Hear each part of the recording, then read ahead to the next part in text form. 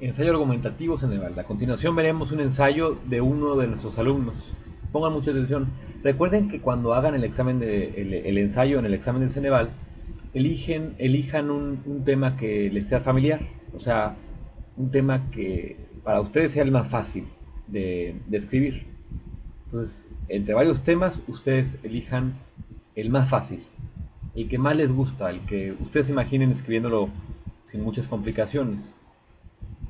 Bueno, a continuación veremos que nuestro tema es un tema actual. Se llama la implementación de la educación financiera y económica en México. Ese es el título. Entonces hay que argumentar este ensayo. O sea, hay que argumentar qué es esto. O sea, hay que argumentar de qué manera podemos implementar la educación financiera y qué beneficios podría traer a México como sociedad.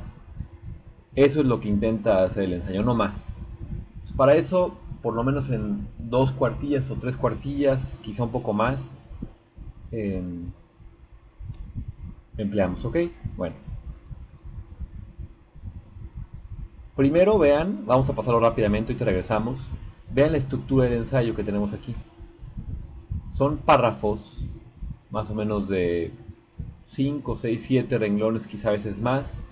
Esa es más o menos la idea de cada párrafo. Algunos son de 4 o de 3. Cada párrafo, o sea, desde el punto de vista nada más de la pura fachada, tiene una sangría, tiene espacio entre cada párrafo, es legible. Aunque sea computadora, ustedes practíquenlo en casa a mano. Ustedes vayan ya simulando cómo va a ser el examen, porque recuerden que va a ser a mano. Vean los espacios que hay. Hemos puesto los signos de puntuación o las mayúsculas con color verde para que resalte. Recuerden que la ortografía es lo siguiente, pero bueno, sigamos viendo la fachada. Ahorita la pura fachada. Vean cómo está estructurado, cómo están puestos los párrafos.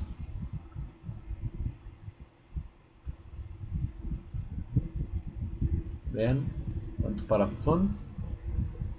Autor, alumno de curso Pásate Examen.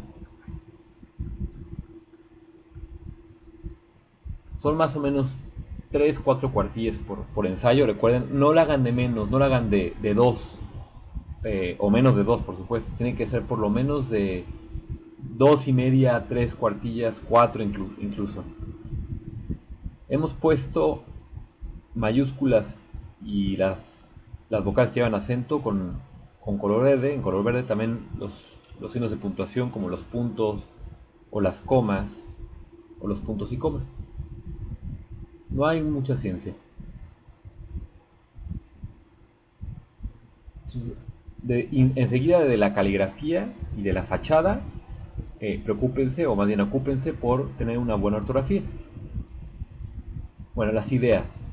Ahora pasando a las ideas, ya pues tiene que tener una especie de introducción, un desarrollo que puede ser precisamente en los siguientes párrafos y siempre una conclusión. Ya verán que aquí hay una conclusión. La conclusión puede ser también en 1 o 2 párrafos, obviamente los finales, como está puesto aquí.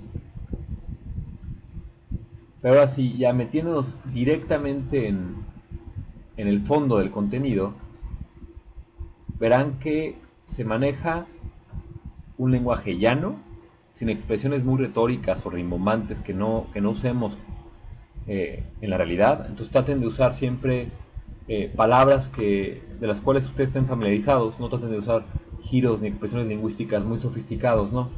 Traten de ser lo más real, lo más familiar posible, sin caer obviamente en cuestiones muy coloquiales donde ya parezca más bien pereza de nosotros o descuido. Bueno, leamos. México se caracteriza por ser un país con bajo ingreso per cápita y bajo nivel educativo. Esta situación se debe en parte, por un lado, a la creencia de que las finanzas y la economía del hogar son asuntos casi exclusivos de los varones padres de familia y, por consiguiente, las madres e hijos quedan relegados. Por el otro, a que una de las ideas predominantes en la sociedad mexicana es que la educación es esencialmente un ejercicio o una disciplina que atañe a los maestros de escuela, a las madres de familia y a los niños sí, que poco tiene que ver con las finanzas y la economía. De todo esto se desprende que en México hace falta una verdadera educación financiera y económica. Vean que el párrafo, pues trata de definir, trata de decir cuál es la carencia, cuál es el problema en concreto en México y por qué queremos implementar una educación financiera. No más.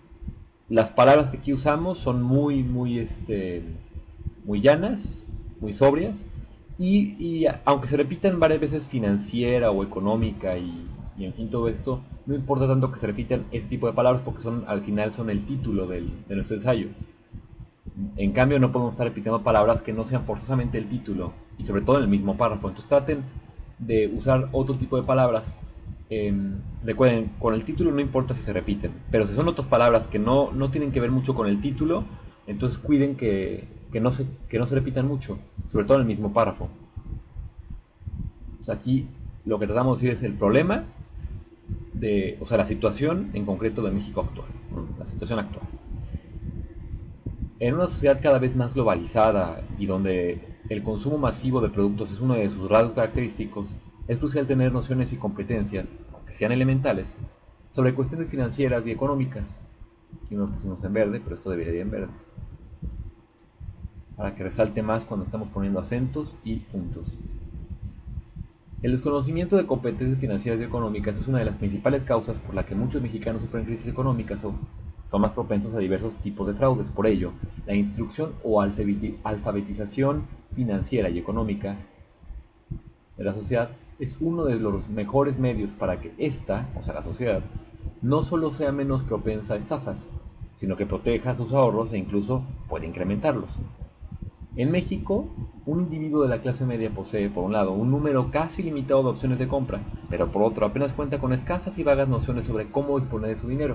Esta disparidad entre poder y saber comprar es precisamente la que aprovechan muchas personas para obtener beneficios, a veces por medio de estafas o por medios fraudulentos. Aquí se nos pueden ir ocurriendo, al momento de ir leyendo en voz alta, se nos pueden ir ocurriendo mejores formas de decirlo o sinónimos. Yo les aconsejo mucho cada vez que revisen sus ensayos en voz alta. Es más, no solamente revisarlo, sino el momento de hacerlo. Cuando estén en el examen no van a poder hablar en voz alta, pero traten de irlo, aunque sea en voz baja, leyendo. Porque si bien es cierto que en nuestro país existen muchas clases de fraudes, también es cierto que la gran mayoría de estos podrían evitarse si el ciudadano comprendiera más el entorno económico en que vive. Una de las razones más contundentes y a la vez razonables para favorecer la implantación de la educación, de la implantación o implementación. Y yo creo que es mejor implementación. Es lo que les estaba comentando, que siempre traten de leerlo en voz alta porque este tipo de errorcitos, entre palabras que se parecen mucho, que las elegimos mal o en fin, pueden ir saliendo cuando lo decimos en voz alta. Implementación de la educación financiera y económica en México es conociendo las experiencias internacionales. En países primermundistas puede ser una o dos palabras, puede estar separado, pero aquí lo pusimos junto y está bien. Como Estados Unidos, Reino Unido, Nueva Zelanda, pero también en otras naciones como Brasil, los gobiernos y organizaciones no gubernamentales han implementado diversas estrategias. Aquí en vez de estar, pueden verse, pusimos aquí numerosas estrategias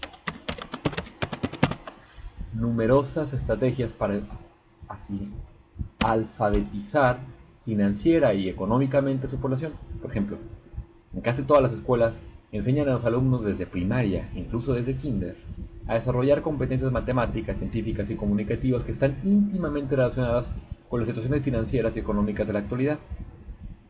En este sentido, la alfabetización financiera y económica no solo comprende un aspecto de las competencias matemáticas, también está relacionada estrechamente con aspectos comunicativos y científicos. Es la primera parte de este ensayo.